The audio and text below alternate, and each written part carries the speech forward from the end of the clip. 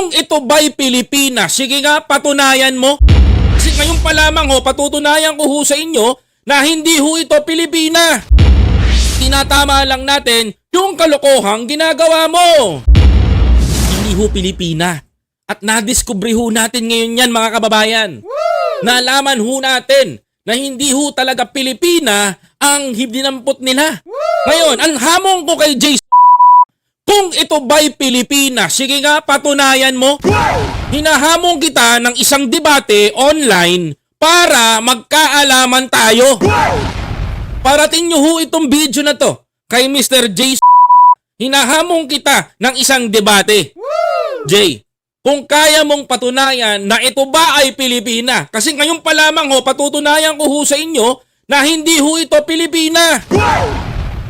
Baka sabihin mo, Jay, kinakaladkad kita sa kahihiyan. Ikaw ang gumawa nito. Dinidebunk lang kita. Pag dinibang ka, hindi ka hinahatak sa kahihiyan.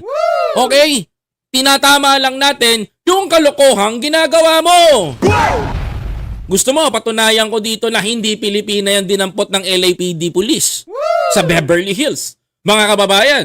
Kasi, you said on your post that merong isang Pilipina. Who is the Pilipina? Curious ang tao, pinulutan nyo si Madam F.L. Lisa sa comment section.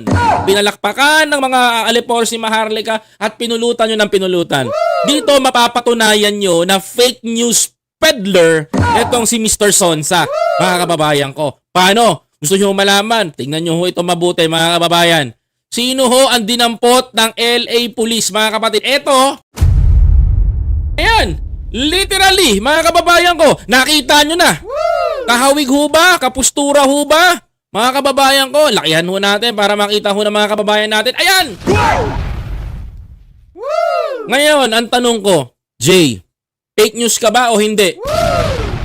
Wala kang lusot dito because you said na Pilipina ang dinampot ng LAPD police, mga kababayan ko. Pilipina ba yan, mga kababayan? Tingnan nyo nga mabuti kung Pilipina yan, Kitang-kita naman, mga kababayan kong ibang lahi yan, but she is not a truly blood Filipina.